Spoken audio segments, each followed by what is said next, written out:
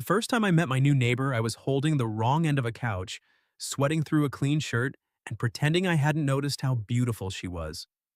Then her little girl pointed at my forearm and said, "Mom, he has yours." The couch slipped 3 inches. Not enough to crush anybody's toes, thank God, but enough for the woman on the other end to gasp and grab the armrest tighter. Her eyes dropped to my tattoo, then flew back to my face like she'd caught me reading a private letter. For a second, nobody moved. Not me, not her. Not the little girl standing in the doorway with a purple backpack and two missing front teeth. The tattoo wasn't big, just a small black lighthouse on the inside of my right forearm with a thin line of waves beneath it, and three numbers worked into the base so subtly most people never notice them. But she noticed. The little girl noticed. And the woman, my new neighbor, looked like the ground had tilted under her. I'm Evan Brooks. I was 34 years old that summer, old enough to know better than to get rattled by a pretty woman with moving boxes. Young enough to get rattled anyway.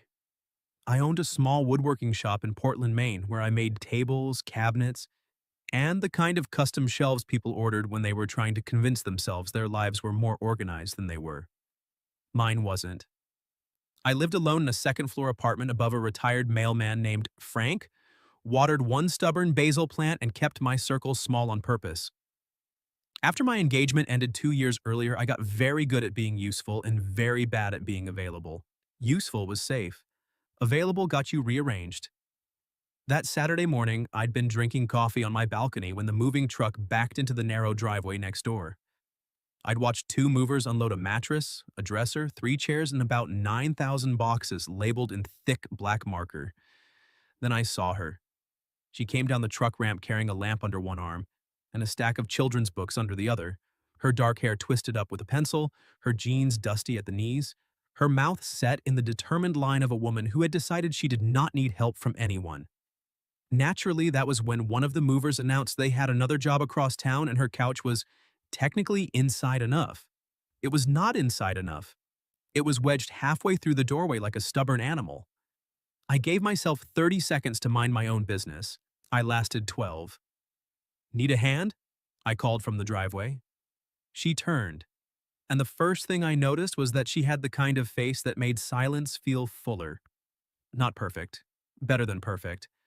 A faint scar near her eyebrow, tired eyes, a mouth that looked like it knew how to argue and laugh in the same breath. "I need a priest," she said, "but a hand is probably more realistic." That was the first thing she ever said to me. I should have been warned. We got the couch unstuck after 10 minutes of pushing, rotating, and both of us accusing the doorway of personal failure.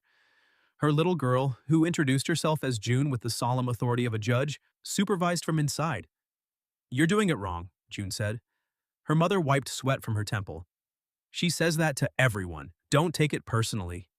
"I wasn't," I said, until she was right.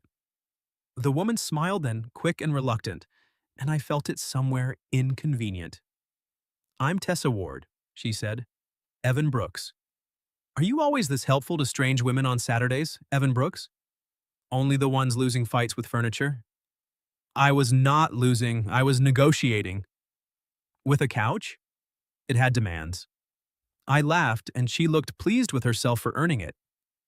That should have been the harmless part. Neighborly banter. Two adults making a hard morning easier. Then we lifted the couch again, her fingers brushed mine under the fabric, and the air changed just enough for me to notice. She noticed too. Her eyes flicked down to our hands, then away. We got the couch through the doorway on the next try, both of us stumbling forward into the living room when it finally gave. June clapped like we'd landed a plane. "Mom, can we keep him?" Tessa groaned. "June." I raised both hands. "I'm house-trained, but I require coffee." That smile came back. "Dangerous thing to admit," she said. "I make good coffee." "Then I may be a liability." She held my gaze half a beat longer than necessary. Not flirty exactly, not yet, but curious. Like she was deciding whether I was a problem or a possibility. I'd been looked at plenty of ways in my life. Measured by clients, judged by my ex's friends, pitied by my sister when I showed up alone to family dinners and claimed I preferred it.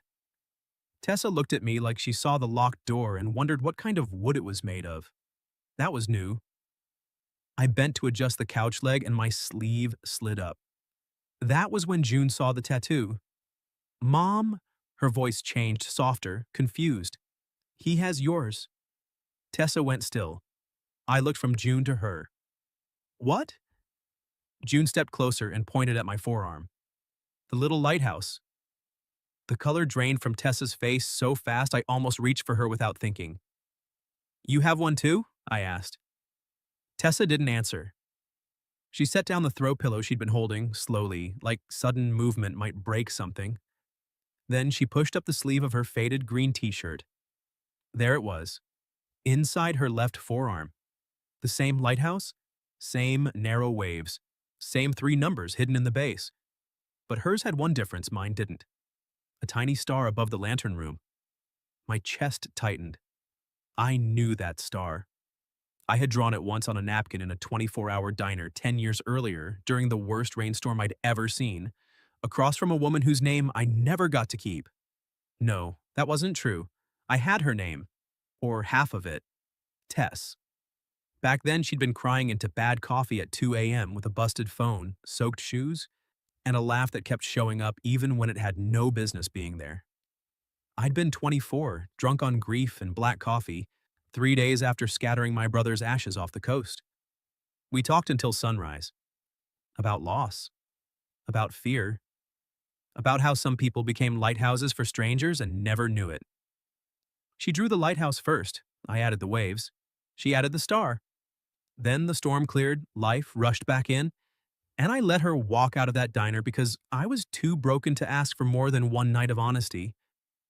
I got the tattoo 6 months later. I never thought I'd see it on another person's skin. Especially not on the woman who had just moved in next door. Tessa's eyes searched my face and I watched recognition arrive slowly. Not like lightning, like dawn. Evan? She whispered. My name sounded different in her mouth now, older, trembling, familiar. June looked between us. You know him? Tessa swallowed, still staring at me. I think I did. The room felt too small. The boxes, the couch, the bright summer light through the bare windows. Everything sharpened and blurred at the same time. I tried to speak, but all that came out was her name. Tess. Her eyes filled, but she laughed once under her breath, like she couldn't believe the universe had such terrible timing and such a strange sense of humor. Then June, completely unaware she had just cracked open a decade-old memory, tugged on her mother's shirt. Mom, she said, is he the lighthouse man? Tessa closed her eyes, and that was when I realized this wasn't just a coincidence. She had told her daughter about me, the lighthouse man. I had been called a lot of things in my life, some earned, some not, but nothing had ever landed in my chest like that. Tessa opened her eyes and looked at June with a tenderness so fierce it made me feel like I'd stepped into a church by accident. Sweetheart, she said softly, why don't you go check if your crayons made it here alive? June frowned. But, please. June considered arguing, then gave me a look that suggested this conversation was being paused, not ended. I'm watching you, she told me. I'd expect nothing less, I said. She marched down the hall, purple backpack bouncing, and disappeared into what I guessed would become her bedroom. Tessa and I stood in the living room among boxes labeled kitchen, bathroom, June's dinosaurs, and one that just said, open when brave. Neither of us spoke. Outside, a gull cried like it was laughing at us. Finally, Tessa rubbed both hands over her face. I cannot believe I said that in front of her. I'm still stuck on Lighthouse Man. Her mouth twitched. Don't let it go to your head. Too late, I'm updating my business cards. That got a real laugh out of her, small but shaky. It loosened something in me. 10 years vanished and didn't. She was older, of course. So was I. There were new lines at the corners of her eyes, a steadiness to her that hadn't been there in the diner. But underneath it, she was still the woman who'd made me talk when I'd planned to sit in silence until morning. I thought I imagined you better than you were, she said. I leaned back against the couch we'd nearly died delivering. That's a dangerous opening statement. I mean it. Her eyes met mine. That night became important to me, and over time I started wondering if maybe I'd turned you into something symbolic. Grief does that. Yeah, I said quietly. It does. Her gaze dropped to my tattoo again. But you got it. So did you. I got mine first. Competitive even with tattoos? I'm just establishing historical accuracy. There it was, the spark. The easy rhythm from a rain-lashed diner booth, returning like muscle memory. I wanted to step closer. I wanted to ask everything at once. Where did you go? Why didn't I follow? Who hurt you? Are you happy? Are you seeing someone? Did you ever think of me at 2 in the morning the way I thought of you? Instead, I said, coffee? She blinked. What? You claimed you make good coffee. I'd like to test that. Her expression softened into something cautious and warm. My coffee maker is in one of these boxes. I own a coffee maker. You're inviting me over? I'm inviting you and your tiny parole officer over, unless that's too strange. Tessa looked toward the hallway, then back at me. For a moment, I saw the calculation of a mother. Safety, schedules, boundaries, the 1,000 invisible gates a woman had to check before accepting even a simple kindness. Then I saw the woman beneath it all take one small step forward. It is strange, she said, but maybe strange is overdue. That was how, 20 minutes later, Tessa Ward sat barefoot at my kitchen table with her daughter, coloring a dragon on a napkin, and my basil plant judging all of us from the windowsill. June had inspected my apartment upon arrival. You don't have a TV, she announced. I have books. She gave me a pitying look. That's sad. June, Tessa warned, but she was smiling into her mug. I also have cookies, I said. June's eyes narrowed. What kind? Chocolate chip. Her suspicion faded. You may continue living here. Tessa laughed, and I nearly forgot to pour my own coffee. There are laughs you enjoy, and there are laughs you want to earn again. Hers was the second kind. We drank coffee while June colored, and the awkwardness thinned into something gentler.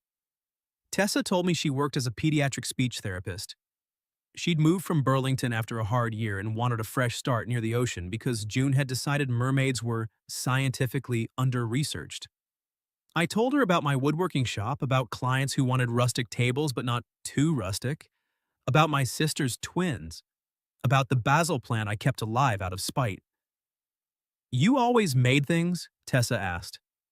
I traced the rim of my mug. My brother did. I learned after he died. Felt like borrowing his hands. Her face changed, not pity, recognition. That was why you were in the diner, she said. I nodded. His memorial was that week. I couldn't sleep. I remember. Her voice dropped. You had salt on your jacket from the water. I stared at her. She blushed faintly. What? You remember that? I remember a lot.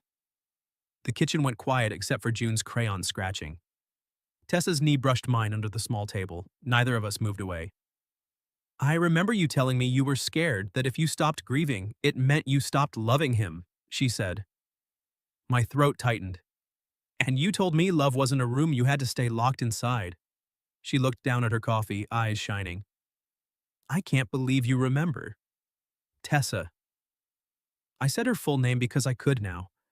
Because it felt like being trusted with something. I remembered you for 10 years. Her breath caught. June looked up.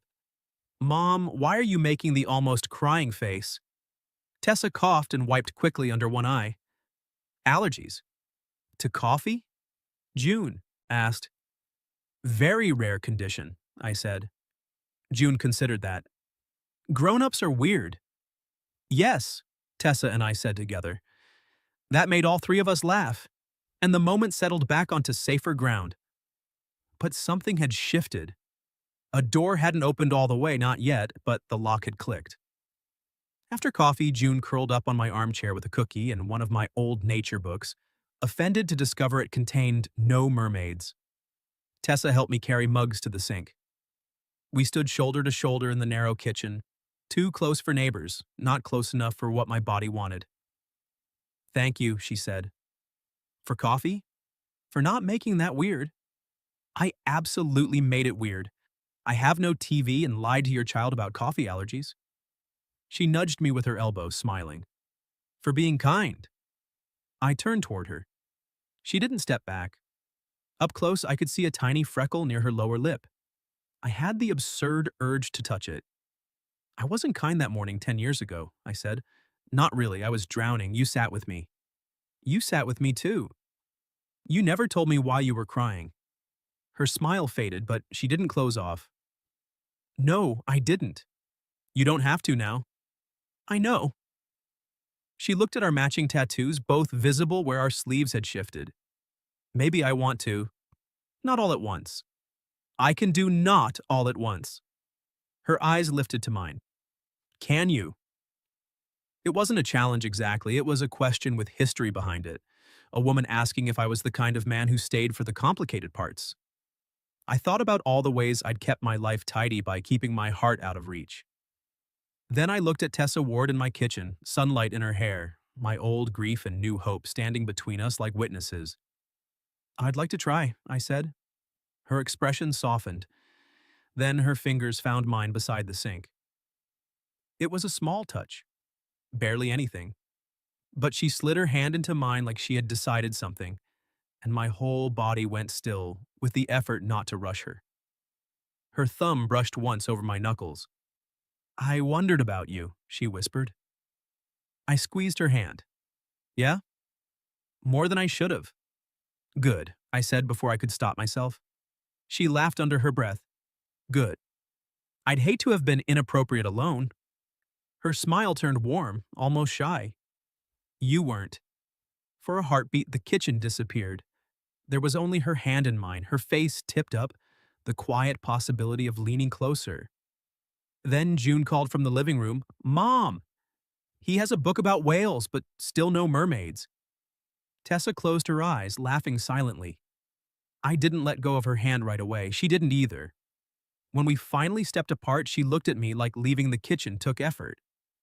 At the door later, with June dragging her backpack and 2 cookies in a napkin, Tessa paused. I still have unpacking, she said. I still have no plans. That sounded less sad in your head, didn't it? A little. She smiled. Come by tonight. After June's asleep? I could use help with the kitchen boxes. Is that a neighbor request or a date request? Her cheeks colored, but she held my gaze. Depends how charming you are with plates. I'm devastating with mugs. Then 8:30, she said. June tugged her hand. Are we keeping him? Tessa looked at me, and the softness in her eyes was anything but accidental. We'll see, she said. But when she walked away, she looked back once. And I knew I was already in trouble. At 8:27, I stood outside Tessa's door holding a toolbox in one hand and a bottle of wine in the other, wondering which one made me look more desperate. The toolbox said, helpful neighbor. The wine said, date. The fact that I'd changed shirts twice said something I preferred not to examine. Tessa opened the door before I knocked. You're early, she whispered. You're watching through the peephole. I have a child and excellent instincts. You were waiting for me. Her mouth curved. She'd let her hair down, and it fell around her shoulders in dark waves that made me briefly forget every tool I owned. I was waiting for the toolbox, she said. I lifted the wine. And this? That depends. Is it good? No idea. Frank downstairs said it was romantic, but not showy. Tessa pressed her lips. Together, fighting a laugh. You outsourced wine selection to a retired mailman? He has been married 42 years. Fair. She stepped aside and I entered a house transformed by lamplight and cardboard chaos. June was asleep. I could hear the faint hum of a sound machine down the hall. The living room smelled like lemon cleaner, crayons, and something warm. Did you bake? I asked. Banana bread. You made banana bread for unpacking? I was nervous. The honesty stopped me more effectively than flirtation would have. Tessa noticed. Her cheeks flushed. Don't make that face. What face? The one that says you're about to be kind. That's just my face. No, your normal face says you're mentally measuring bookshelves. I smiled. I was nervous too. That softened her. She closed the door behind me and leaned against it for a second, as if admitting nerves had cost her something. Good, she said. I'd hate to be inappropriate alone. She threw my own words back at me, and the grin that broke across her face made my chest ache. We started in the kitchen. Or we claimed we did. Mostly we opened boxes, got distracted, and learned things. Tessa owned 6 mugs with chipped handles because she got attached to impractical objects. She alphabetized spices, but not books. She hated olives, loved thunderstorms, and had a secret weakness for terrible ghost hunting shows. You don't even own a TV, she said when I admitted I'd never watched one. I'm willing to be educated. You say that now. Wait until a man named Brock screams at a dust particle for 40 minutes. If you're there, I'll endure Brock. She looked at me over the rim of a mug. Careful, Evan. With Brock? With saying things like that. The air shifted again. We were standing close by the counter, wine untouched, banana bread cooling between us. Her shoulder nearly brushed my chest when she reached for a stack of plates. I took them from her before she dropped one. Our fingers met. Neither of us made a joke. You asked earlier why I was crying that night, she said quietly. I set the plates down. You don't have to tell me. I know, that's why I can. She turned and leaned back against the counter. The lamplight softened the tired places in her face, but it couldn't erase them. I was 25, engaged to a man everyone said was perfect for me. She gave a small, humorless smile, which should have been my first warning. He didn't hit me. He didn't cheat. Nothing dramatic enough that people understood why I couldn't breathe around him. My hands curled loosely at my sides. He corrected me, constantly. What I wore, what I wanted, how loud I laughed. He made me feel like love was a test I kept failing. She looked down at her tattoo. That night, I'd left our apartment with one bag. My phone died. I walked into that diner because it was open and dry. I remembered her soaked shoes, her shaking hands around the coffee cup. I didn't tell you, she said, because I was ashamed. But you were grieving and you were still gentle. You didn't ask me to perform being okay, you just sat there. Like I was allowed to exist exactly as I was. My throat worked. Tessa. So I got the tattoo because I needed proof. Her voice thinned. Proof that one night, a stranger made me feel safer than the man who said he loved me. I stepped closer, slowly enough that she could stop me. She didn't. I wish I'd asked for your number, I said. Her eyes lifted. I wished you had too. I thought you needed freedom, not some broken guy trying to follow you into daylight. I did need freedom. Her smile trembled. I also needed to know men like you were real. The words hit hard. Not because they made me heroic, because they made me responsible for the moment we were in now. I raised my hand, then paused. Can I? She nodded.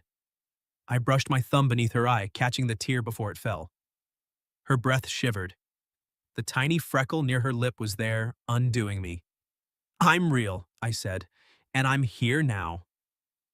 Tessa's hand closed around my wrist. Her thumb pressed lightly over my pulse. I noticed. There were a dozen reasons not to kiss her. She just moved in. Her daughter slept down the hall. Our history was strange and fragile. I had a talent for wanting, too much and calling it fate. So I let her choose. I stayed still. Tessa rose onto her toes and kissed me. It wasn't rushed. It wasn't dramatic. Her mouth touched mine softly, question and answer at once, and every careful, boarded-up part of me went quiet. I kept my hands gentle, one at her waist, one against the counter beside her. She tasted like wine she hadn't drunk and the cinnamon from banana bread. When she leaned closer, I felt it like trust. The kiss deepened for one breath, then two. Then she pulled back just enough to rest her forehead against my chin. Okay, she whispered. I smiled, dazed. Was that a review? It was a warning I may do that again. I'll try to survive. She laughed softly and tucked her face against my chest. I wrapped my arms around her, careful but certain, and felt her exhale like she'd been holding her breath for years. For a while, we simply stood there in the half-unpacked kitchen, holding each other. No mystery, no storm, just her heartbeat against me. Eventually, she tipped her head back. We are terrible at unpacking. Devastating with mugs, useless with boxes. June will be disappointed.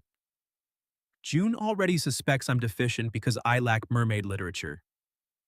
She likes you, Tessa said. I like her. Her eyes searched mine. The question there wasn't small. I know she comes with me, she said. I didn't pretend not to understand. I wouldn't want you without all of who you are. For a second, her face opened completely. Hope, fear, longing, there and gone. Then she kissed me again, quick and grateful, like she couldn't help it. We returned to unpacking after that, though unpacking now included brushing past each other more than necessary and sharing slices of banana bread from the same plate. At 10, June coughed in her sleep and Tessa immediately went still. Mother first. Always. Go, I whispered. She checked on June while I broke down empty boxes. When she came back, she had her phone in her hand and a crease between her brows. Everything in me tightened before I could stop it. What is it? Nothing. But she said it too quickly. I waited. She sighed and showed me the screen. A text from an unknown number. Heard you moved. We should talk. No name, no context. But I could guess from the way her jaw locked. The ex? I asked. Probably. She set the phone face down on the counter. He does this every year or so, reminds himself I exist. Anger rose in me, clean and immediate, but I forced it down. She didn't need a man taking over her fear. She needed one who remembered she had survived before he arrived. What do you want to do? I asked. Tessa looked at me, and I saw relief flicker there. Nothing tonight. Then we do nothing tonight. Her shoulders dropped. I held out my hand. Come here. She came without pretending she didn't want to. I folded her against me again, not as a shield, but as the man she had kissed in her kitchen because she wanted to. After a moment, she murmured, You're very good at being steady. I'm mostly panicking internally. That's less romantic. I can brood silently if that helps. She smiled into my shirt. No, stay funny. I kissed the top of her hair. I can do that. At the door later, she walked me out, but didn't open it right away. I don't want that text to be the end of tonight, she said. It isn't. No. No, tonight ends with you asking me to dinner. Her eyebrows rose. Does it? I'm trying to be modern and let you pursue me. That is very generous. I'm a gift. She laughed, then bit her lip.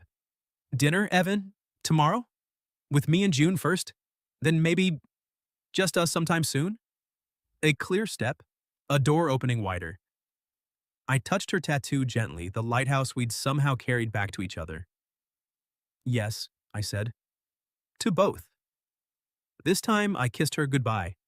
Slow, certain, chosen. And when I crossed the porch back to my apartment, I was smiling like a man who had just found the road home and knew there might still be weather ahead. By noon the next day, I had bought 3 books about mermaids. Not one. 3.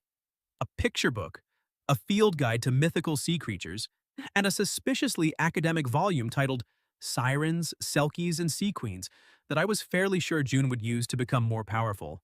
Frank saw me, carrying the bag upstairs, and nodded solemnly. Already buying gifts for the kid, he said. It's educational. Sure. And the wine was a success. I know romance, kid. You told me the bottle was romantic but not showy. And did she kiss you? I stopped on the stairs. Frank grinned. Thought so. Dinner was at Tessa's because June insisted their new house needed a first spaghetti ceremony. I arrived at 6 with garlic bread, the mermaid books, and the strange nervousness of a man walking into something that mattered. June opened the door wearing a paper crown. You may enter, she said, but wipe your feet. Mom mopped because she likes you. From somewhere inside, Tessa called, June! I looked down at the tiny queen. State secrets, huh? She said not to tell you. Excellent restraint. Tessa appeared behind her, cheeks pink, hair clipped back, wearing a soft blue sweater that made her eyes look brighter. For a second, all I could do was stare. She noticed. Hi, she said, quieter. Hi, June groaned. Are you going to do the weird staring all night? Probably, Tessa said, and shocked us both. I laughed. Tessa laughed too, and whatever awkwardness had been waiting at the door dissolved. Dinner with a 6-year-old was not romantic in the candlelit sense. June dropped noodles on the floor, asked if woodworkers made coffins, and informed me that if I married her mother, I would have to accept shared custody of an invisible seahorse named Dennis. But it was intimate in a way I wasn't prepared for. Tessa sitting across from me, smiling when June talked too fast. Tessa refilling my water without asking. Tessa's bare foot brushing mine beneath the table and staying there. After spaghetti, June opened the mermaid books and gasped so dramatically I thought she'd injured herself. Mom, he understands. Tessa looked at me over June's head, soft and amused. Apparently you do. I'm trying. Her expression changed at that. Warmth, fear, gratitude, all mixed together. When June finally went to bed, she allowed me to read one mermaid story, corrected my pronunciation of lagoon, and then whispered, You can come again. It felt like being knighted. Tessa walked me back to the kitchen, where 2 mugs of tea waited on the counter. You made tea? I asked. I'm establishing that I can be domestic without banana bread panic. Bold strategy. She handed me a mug and leaned beside me against the counter. For a while we drank in comfortable silence. Then she said, I liked watching you with her. My heart knocked once, hard. She's easy to like. She isn't always easy. Neither am I. Tessa smiled. I noticed. Still invited me to dinner. I'm reckless that way. Our shoulders touched, then our hands. She turned her palm up and I took it. The contact felt different now, less accidental, more claimed. I need to tell you something, I said. Her gaze lifted. Okay. I'm scared of this. She didn't pull away. Me too.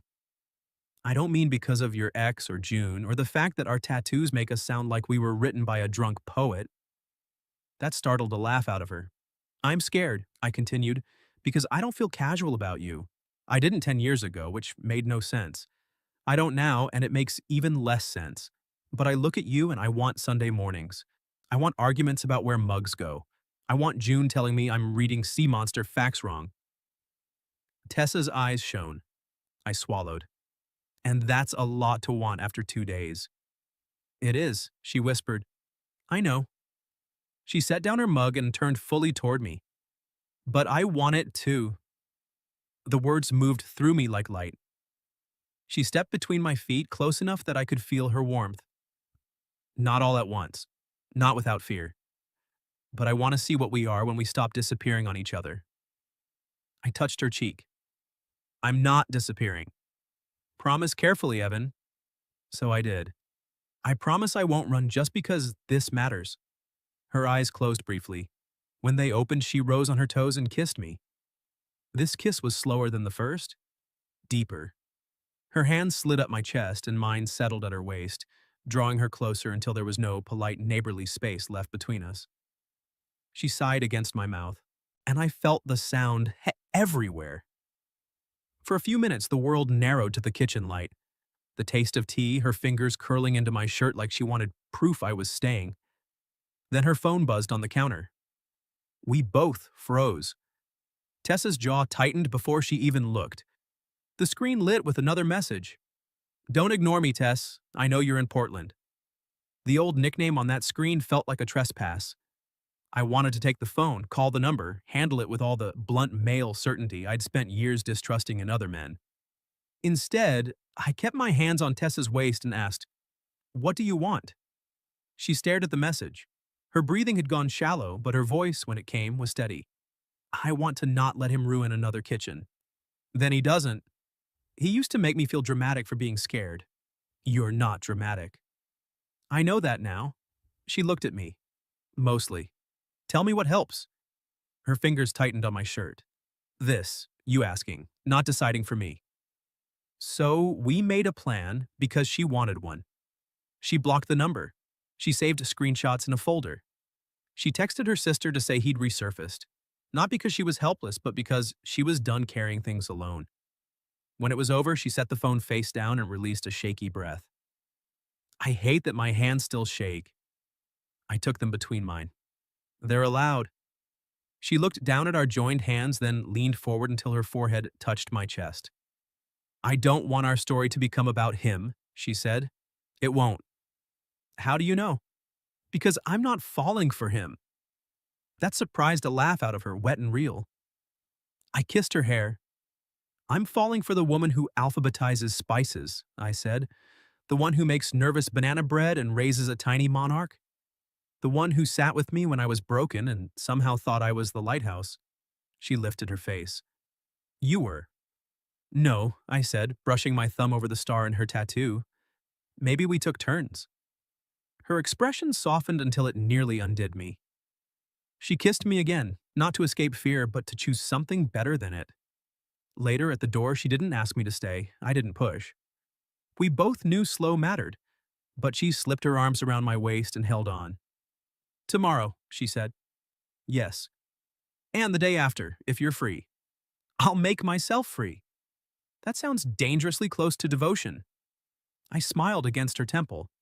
Careful, I'm devastating with devotion. She laughed, then tipped her chin up. One more kiss. Gentle. Certain. When I stepped onto the porch, the night smelled like salt and rain. Tessa stood in the doorway, wrapped in warm light, watching me like she was trying to learn the shape of believing. I was halfway down the steps when her phone rang inside. She glanced back. So did I. For one breath, neither of us moved. Then Tessa looked at me through the open doorway and said calmly, I'm not answering. I walked back up one step, just close enough to take her hand. Good. The phone stopped. Tessa smiled, small but victorious, and squeezed my fingers. And for the first time since I'd met her again, I understood. Loving her wouldn't mean saving her from the storm. It would mean standing beside her while she remembered she could choose the weather too. The next morning, Tessa knocked on my door holding her phone like it was a dead mouse. I answered, she said. I stepped aside. Come in. She did, wearing leggings, an oversized sweater, and the expression of a woman who had already survived the hard part before breakfast. June was at a playdate with Tessa's sister, which meant the apartment felt unusually quiet. No mermaid negotiations, no invisible seahorse, just Tessa and me and the choice she'd made. I didn't answer because I owed him anything, she said quickly. I answered because I wanted to hear myself say no. I nodded. How did it feel? She looked surprised by the question. Then her shoulders loosened. Terrifying. A small smile touched her mouth. Also fantastic. I poured coffee. She leaned against my counter, the same spot where I'd stood alone for years pretending alone was peace. He said he wanted closure, she said, which apparently meant explaining why I misunderstood everything. Generous of him, I told him closure was something he could find without me. I handed her a mug. That's a very good line. I practiced on a shampoo bottle. Strong audience. He didn't like it. Shampoo bottles rarely do. She laughed, but her eyes glistened. I set my coffee down and opened my arms. She came into them without hesitation. That, more than the kiss, undid me. The way she let herself be held now. Not because she was weak. Because she trusted me enough not to use her softness against her. I blocked the new number, she murmured against my chest. My sister knows. If he keeps trying, I'll document it and handle it properly. I'm proud of you. She tipped her head back. You are? Completely. Her gaze moved over my face, slow and tender. You make it very hard to remain suspicious of happiness, Evan Brooks. I apologize for nothing. You're smug for a man with one basil plant and no television. My basil plant is thriving emotionally. It looks depressed. It's private. She smiled, then slid her hands up around my neck. Kiss me before I start diagnosing your herbs. So I did. I kissed her in my kitchen with morning light across the floor and coffee cooling on the counter. I kissed her like a promise made carefully, like a man who understood that love was not a rescue mission, not a lightning strike, not a tattoo proving destiny had done all the work. Love was choosing, again and again. Her mouth softened under mine, and she rose into the kiss, fingers threading through my hair. When we parted, she kept her forehead against mine.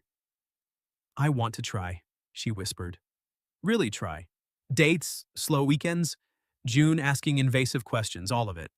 My heart felt too big for my ribs, and I want that too. And if I get scared, I'll ask what helps. And if you get scared," I exhaled. That was the part I hadn't expected. Tessa didn't just want to be loved. She wanted to love me back well. "Remind me not to disappear inside my own head," I said. Her thumb brushed my jaw. "Deal." Our first real date happened that Friday. No boxes, no child, no ex's shadow allowed at the table. I took Tessa to a small restaurant near the harbor where the candles came in old jam jars and the menu changed depending on what the fishermen brought in. She wore a black dress under a denim jacket, and I forgot how to speak for a full 3 seconds when she opened her door. June, staying with her aunt, had given me instructions. "No kissing too much," she'd warned. "Mom needs oxygen." I told Tessa that over appetizers. She nearly choked on a mussel. She said that? With authority. She gets that from me. The authority or the oxygen concern? Both. We talked for 3 hours about easy things first, music, movies I hadn't seen, whether soup counted as dinner. Then harder things. My brother. Her years rebuilding herself. My failed engagement. And how I had mistaken calm for love because calm didn't ask me to risk anything. Tessa reached across the table and took my hand. "I don't want to be calm for you," she said. "No. I want to be peace. There's a difference." There was. I felt it sitting there with her, her thumb moving over my knuckles, the harbor lights trembling in the window behind her. After dinner, we walked along the water. The air was cold enough that she tucked herself under my arm without asking. I pulled her closer, and she fit there so naturally it hurt. At the end of the pier, a real lighthouse blinked in the distance. Tessa laughed softly. "Of course. The universe lacks subtlety. It did move me next door to you. After 10 years. Maybe we needed them." I looked down at her. "Do you believe that?" She thought about it. "I believe the woman I was back then could love you for one night. The woman I am now knows how to stay." The wind moved through her hair. The lighthouse flashed again. I turned her toward me. "I'm falling in love with you." Her eyes filled, but she smiled. "That was not very slow." I said falling, not landed. "Oh, very technical. I'm a craftsman. Measurements matter." She laughed, then touched my face with both hands. "I'm falling too," she said, "but I think I knew that when June pointed at your tattoo." Then she kissed me under the harbor lights, and for the first time in years, I stopped bracing for loss long enough to feel joy arrive. By the following spring, my apartment had a television. It was technically Tessa's old one, and I maintained that it entered my home against my will.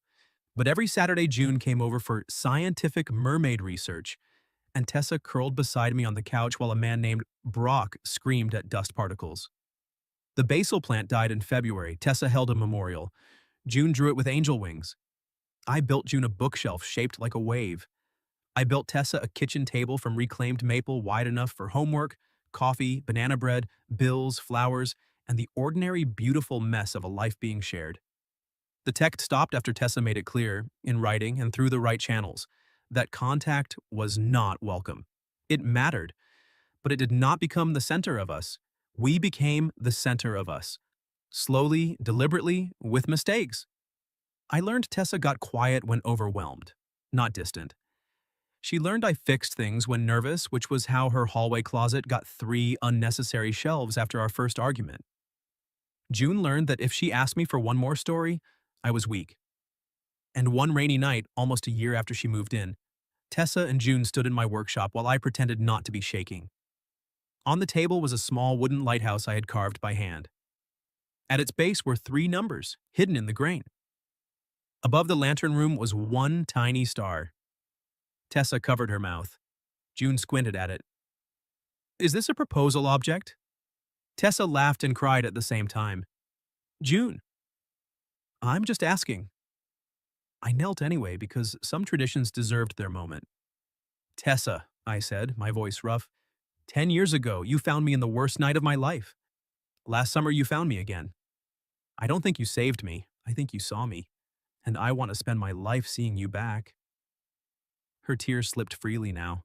I love you, I said. I love June. I love the life we're building, even when it's loud and complicated and full of mermaids. Will you marry me? June whispered loudly. Say yes? Tessa looked at her daughter, then at me. Yes, she said. Obviously, yes. June cheered. Tessa dropped to her knees in front of me and kissed me so hard we both laughed into it. Her hands framed my face and mine held her waist, and between us, our matching tattoos touched. Two lighthouses, one star, no longer symbols of strangers passing in a storm. Outside, rain tapped the workshop windows. Inside, June wrapped her arms around both of us and declared, Now we are keeping him. And Tessa, smiling through tears, said, Yes, sweetheart, we are. What would you have done if a new neighbor's child pointed at your tattoo and said, You had the same one as her mom? Have you ever experienced a coincidence that felt too meaningful to ignore? Tell me your story in the comments. If you like this one, leave a like, subscribe, and I'll see you in the next video.